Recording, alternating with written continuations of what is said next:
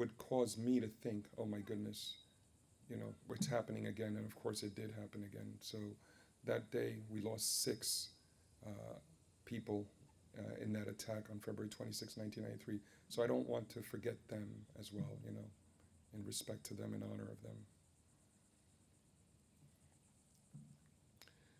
To me, life is precious and it's very important. And I just wanted to share that of those six, there was a lady who was with an unborn child.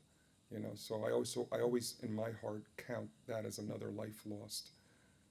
In the subsequent attacks on 9/11 in 2001, we had nine women that had unborn child that were pregnant, and I also in my heart count those lives as well. So I wanted to share that with you.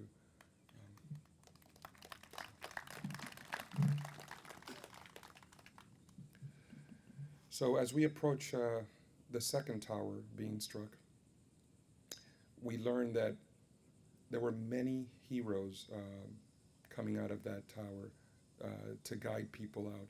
And some of the, we want to say that one of the first fatalities that happened, at least recorded fatality, was a civilian, but I consider him part of the fire department.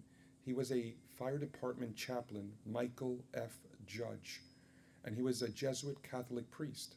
And he would often go from firehouse to firehouse to counsel them, grieving firefighters who had lost others, in fighting fires and things of that nature. And he was also very comical, so he always joked around in all those firehouses, trying to lift their spirits. But one thing that is well known about him was his compassion for humanity. During the AIDS epidemic, he would actually welcome all people that had AIDS into the church, and he would kneel down and wash their feet. Because when that was happening in the 70s, a lot of people did not want to obviously interact with people with that disease. But that's how special he was. And he was very special to me and known to me. And we consider him one of the first fatalities of 9/11, of course, on the ground, from the attacks. And there's an iconic picture, and you can look it up, of him being carried by a lieutenant from my department, firefighters, and others trying to get him to safety. But unfortunately, he fell to that attack on that day. So, for all our people of faith, I want to thank them and all they've done for this great country to bring us together and to give us some solace, in these hard times.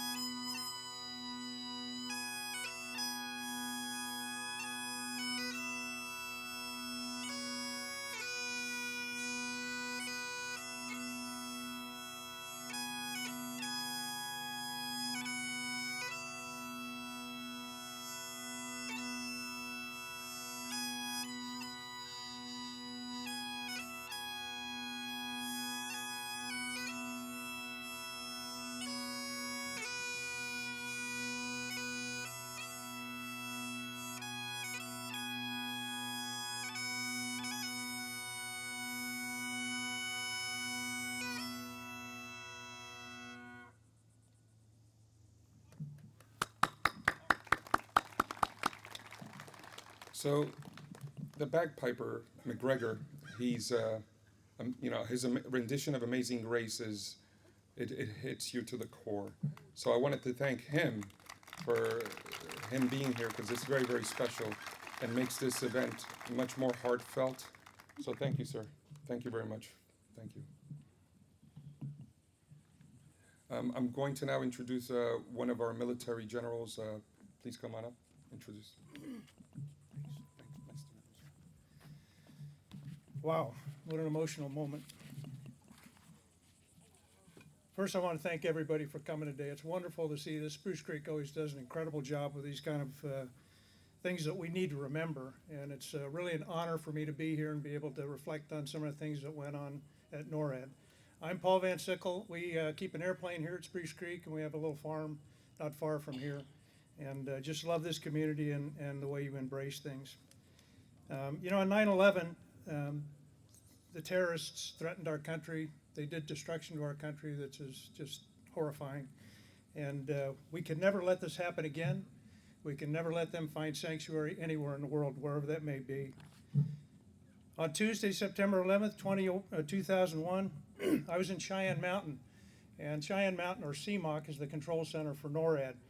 And it just so happened we had a full battle staff at the time. We had an exercise going on, and so we had every seat filled. And Cheyenne Mountain, if you don't know, is if you ever have an opportunity to visit there, you should go see it. It's a site that's built in the side of a mountain, which was built to survive a nuclear attack. And we used it for our operations exercises when we had them at NORAD. And NORAD was based at Peterson Air Force Base in Colorado. I was a colonel at the time, reserve colonel, and I was assigned to the director of operations, and I was a senior reserve guy in operations at NORAD. NORAD stands for North American Aerospace Defense Command, which will become important later on. In my civilian job at the time, I was a 747 first officer for United Airlines out of Chicago, as were many of the staff that we had at the time. Because the CMOC and Peterson Air Force Base and NORAD are really fighter-oriented, if you will, we had the training center at Denver for United just up the road, so we had a lot of United pilots that did their reserve duty down there. So Peterson was going to be my retirement gig. I was a lieutenant colonel at the time. I got a call from a friend of mine. I was going to retire. He was in the fighter shop at NORAD. And he said, come on up for a year. If you like it, great. You can stay. If you don't, you can go ahead and retire. And so I did that. And I was just my parents lived there, so it was a good mix. And 9/11 came along and everything pretty much changed. So the NORAD mission, if I can kind of give you a little background information here. Some have asked, why didn't you all do a better job? Why didn't you respond and intercept these airplanes and shoot them down, or at least stop the attacks as best you could? Well, the NORAD mission, if you remember, really developed out of the Cold War. We had the Russians that had the hordes of bombers that were going to come across the top. We had a tiered system where the Canadians are going to shoot some. We had hundreds of airplanes on alert at the time. They would go ahead and take off in a layered defense and take out the Russians as they came down. So there was a lot of meat on the bone back then as far as the mission goes. And the mission kind of got dumbed down, if you will, and NORAD kind of strangely became SNORAD. And so it's kind of a good place to go and hang out if you're just going to get ready to retire, whatever. Still an important mission, but not a cutting edge. We had an area of operation as opposed to an area of responsibility. Now we have NORTHCOM, which has incorporated NORAD into it, and they have an area of responsibility. But if we had a threat out there off the coast that was 500 miles away, doing 1,000 knots, obviously you got to intercept that thing further out. So we didn't have a defined area that we operated in.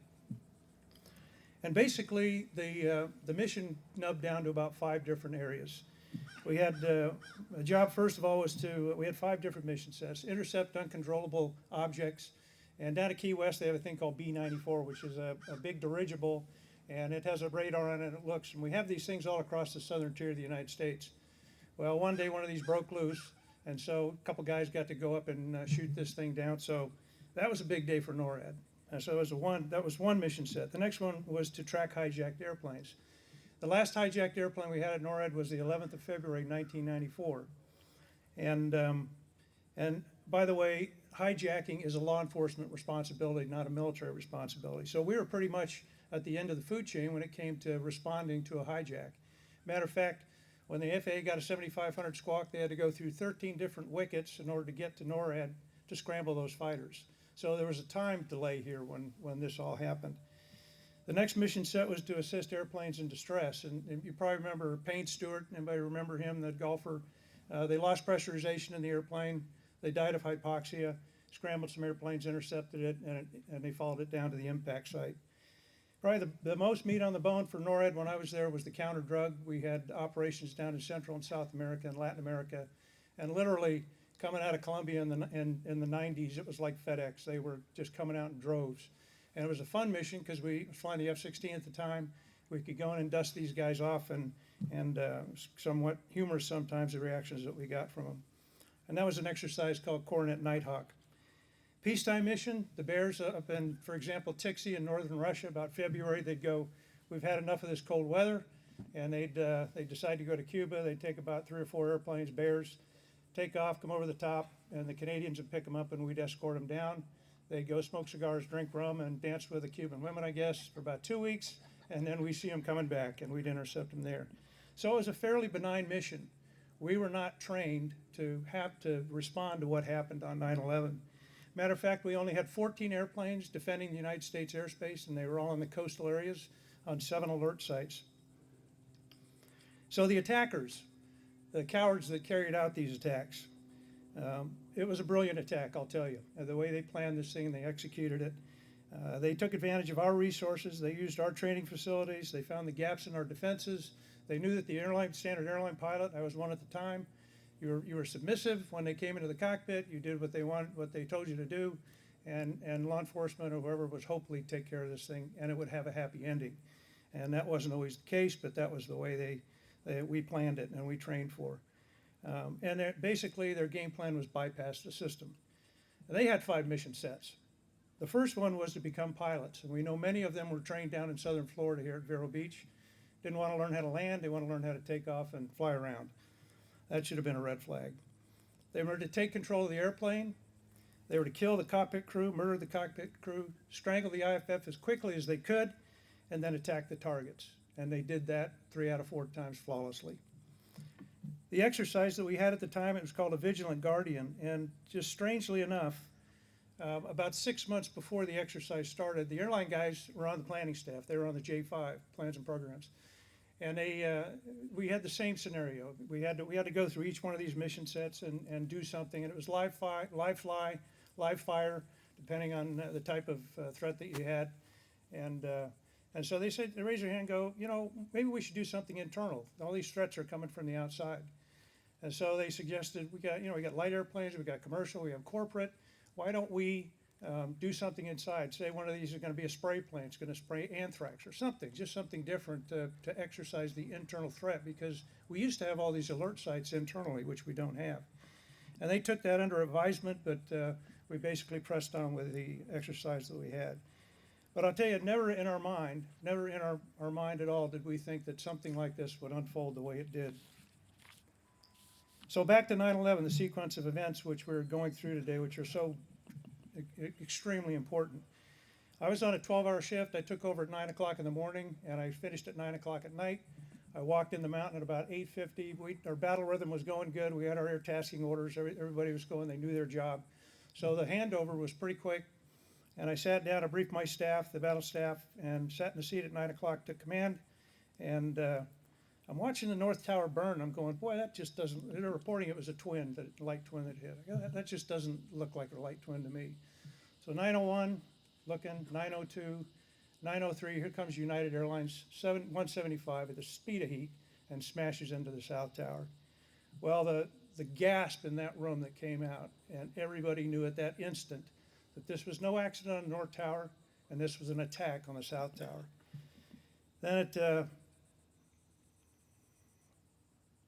And as it turned out, the South Tower, obviously at 8:46, which we played tribute to, was American Airlines 11, which impacted the North Tower. And at 9:37, American Airlines 77 hit the Pentagon.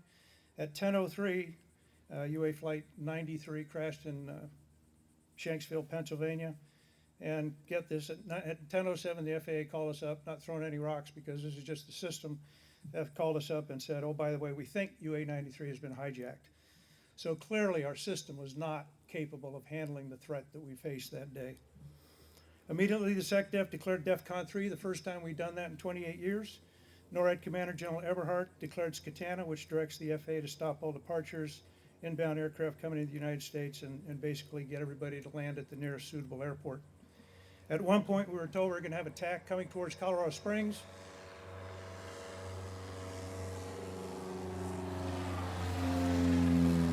Towards Colorado Springs.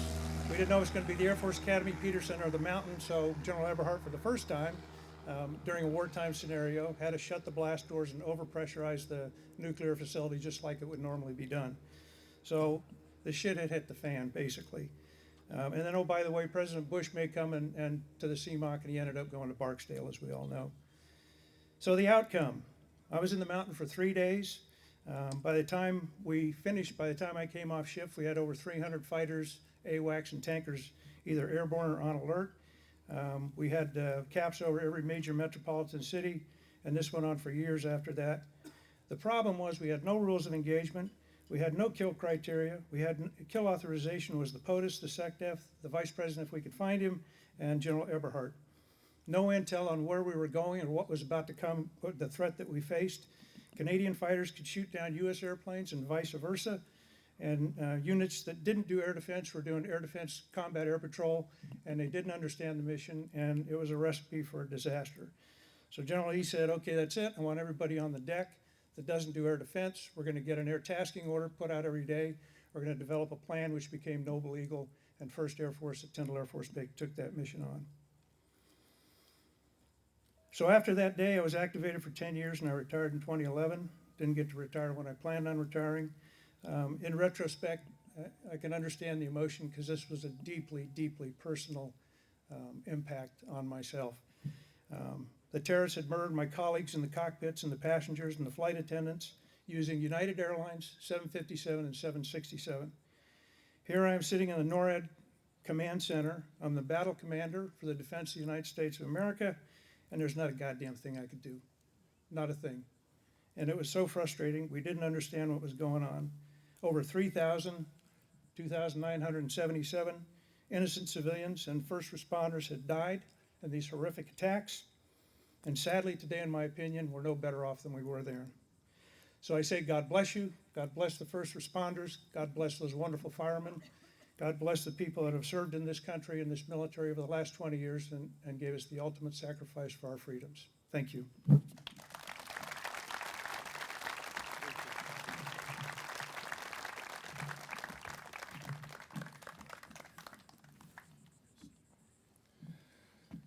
That was Major General Paul Van Sickle. We thank him for his service.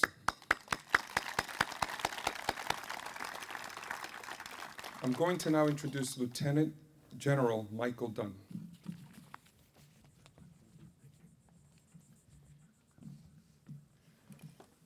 Thank you, and thanks all of you for attending this ceremony. This is not just to honor the people who died on 9/11.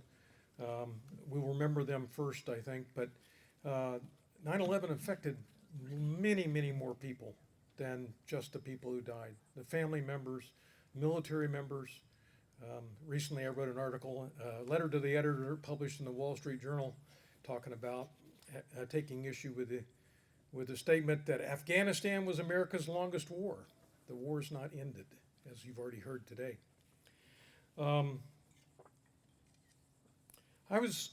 Everybody remembers, it's almost like when JFK was shot. Everybody remembers where they were on 9/11. Everybody I've ever talked to remembers where they were, and they can tell a little story about what they were thinking, what they did. I was in the Pentagon on 9/11. My day was scheduled, I was supposed to go with the Vice Chairman of the Joint Chiefs to the White House for an interagency meeting, a meeting that was canceled. I was lucky, and I'll use that word through this talk, just you'll hear it again and again, but I was lucky. I was on the exact opposite side from where the plane hit. The pilot flew down, the bad guy pilot flew down the Potomac, and for whatever reason, he couldn't turn into the Pentagon and hit it from the north. The north is where, in the Pentagon, where all the bigwigs are. I was a little wig. Um, but the Secretary of Defense, the Deputy Secretary of Defense, the Chairman of the Joint Chiefs of Staff, almost the entire Joint Staff, Chief of Staff of the Air Force, et cetera, they were all on the north side. And we don't know why he didn't do that, because later we found out the plan was for that. We think maybe it was because they were concerned about defenses in D.C. But he flew down the Potomac going east, went right by the building, and the windows shook a little bit, but it did that often because we were near the approach to Reagan. He did a 270 and came in basically from the south. Evacuation was ordered in the building. The building filled up with smoke. It was piped throughout the building by the ventilation system. Fuel smells, smoke, asbestos, you name it, was piped all the way through the system. In my office on the second floor, which is essentially the ground floor, you come up a few stairs and then you enter the building. My office, the office filled up about waist high with this acrid smelling, dark black and white smoke. The Pentagon was really lucky that day. The plane hit the part of the building that had just been recently renovated. So the renovation put in shatterproof windows, it put in a fire suppression system, it removed all the asbestos, and most importantly, it was not completely occupied. Still, 125 people in the Pentagon were killed in the attack, plus 59 people in the airplane, and of course, on top of that, 5 terrorists. I could go on and on about my day. It's rather of a blur, but I'd rather talk about the experiences of others, except to say I was on the second shift. So everybody served 24-hour shifts. I was on the second shift. So I went home in the middle of the afternoon, and I pulled up to the 14th Street Bridge, and that's the bridge that connects Virginia with D.C., and there was a guard there, and there was no traffic. And so I rolled down my window, showed him my ID card, told him I was going to Bowling Air Force Base, where I had access to phones, etc., and he let me through. And it was the most eerie feeling you can imagine. This is a really busy highway. I didn't see one car go in either direction. I didn't see one person. I heard no sounds in the middle of the afternoon going through Washington, D.C. There are lots of heroes that day. I'm going to point out a few people, average citizens, who prepared in some cases, in others maybe not so much. My first hero is my wife, Pam. Where's Pam? Raise your hand. Pam, when the second when the plane hit the Pentagon, Pam realized that I was either dead or busy, and we had just gotten there from Korea, and we practiced non-combatant evacuations in Korea. So she had a go bag. She grabbed her go bag. It had food, water, medicines, clothes, money. She grabbed her go bag and her dog, our dog, and dog food, and headed for the car. And she was the very last person that day to leave Bowling Air Force Base. You see, Bowling was right across from Reagan National, right across the water from Reagan National. And there was a major highway just to the east of us, the major highway from Maryland into D.C., about 30 yards away. And she could picture terrorists using the highway, using the water, flying other planes in, and so she bailed. And I was really proud of her for that. Another hero was First Lieutenant Heather Penny. Heather was an F-16 pilot at Andrews Air Force Base. And as an F-16 pilot, those of you in the Air Force may know that you get a tactical call sign. You get named. You have a go my name that are given to you by your fellow fighter pilots. And her name, as you might expect, Heather Penny, was Lucky. Lucky Penny. She was in a briefing. She had attended college, by the way, and majored in literature. She wanted to be a school teacher. But when the Air Force changed its policy and allowed women in fighter aircraft, she decided to follow in the footsteps of her father, John Penny. John was a colonel, retired colonel, served 2 tours in Vietnam, and was a pilot for United Airlines. So she had just checked out on the F-16. She was in a briefing ready to go, and they told her, get airborne. So she and her flight lead ran to the airplane, got on their gear, ran to the airplane, no pre-flight, no arming. They took whatever was on the airplane, which turned out to be 20mm target practice stuff. No INS warm-up, and they got airborne. So not too long after the plane went to building, she and her flight lead flew low over the Pentagon. And it's hard to describe the cheers that went up all across the Pentagon. Everybody outside saw this vision of power and defense and the might of the United States. And the cheers echoed into the building. So not only were the people outside seeing that, and she flew low. I don't know whether it was 1,000 feet or so over the Pentagon. And it was the start of Operation Noble Eagle. And Noble Eagle went on for months and months and months. It was an air defense effort over Washington and other places, of course. And every night, 1, 2, 3 in the morning, we'd hear this roar of aircraft noise. And it was wonderful to hear the sound of freedom and the idea that the American men and women are protecting us as we try to do our job. The last hero I want to talk about is the last person is a unnamed African American Army Lieutenant Colonel.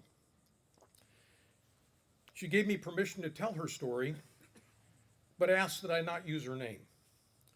She was a personnel officer in the Pentagon, and she was in a briefing in C Ring in the Pentagon. And if you look at an aerial picture of the Pentagon, you'll see there are consecutive inner pentagons around the outside, and we knew them as rings. So E ring, the best places because you could see outside, was on the outside. Then D ring, then C ring, B ring, and A ring was the inner side. So she was in a briefing in C ring, and she was sitting at a big table, and there were 6 people in the room, including her, at this big table. And it turned out the briefing room was right at the point of impact of the airplane. And moments before the plane hit, and I'm sorry, I get emotional on this one, her pencil rolled off the table onto the floor. She pushed back from the table and bent over to pick up her pencil, and the plane hit. And the impact of the plane flipped the table over on top of her and saved her life. 4 of the 6 people in the briefing room died. The place filled up with smoke and fumes and everything else you can imagine. The lights went out, she couldn't see. So she crawled around the room and found the one person that was alive. And after checking the others, she prodded and pushed and dragged the guy that was alive and injured through the debris and out of the room, into the hall and toward the middle of the building. She's credited with saving his life. And I can only imagine her thoughts later. Why me? What if? Am I just lucky? Is there a purpose for my life? And when I talked to her last, she was absolutely convinced that it was God and His Holy Spirit that caused that pencil to roll off the table onto the floor. There were many other heroes that day, and I can't cover them all. People just acts of kindness, helping others, taking people in. I had people working for me. One guy walked 20 miles to get home. And since public transportation wasn't available. You know, he was planning to walk 20 miles back, but he got a ride. First responders. I